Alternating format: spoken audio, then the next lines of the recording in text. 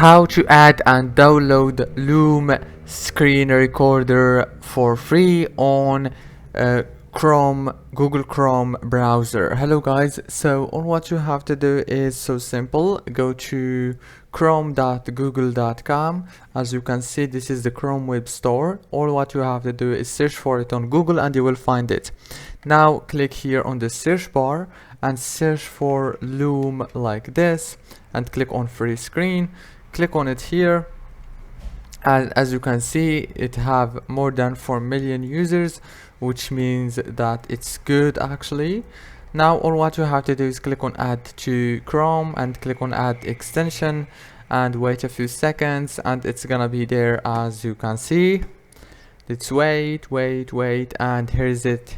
As you can see, now you can add your account to sign up and then you will start recording. If this video was helpful, don't forget to like, subscribe, and thank you for watching.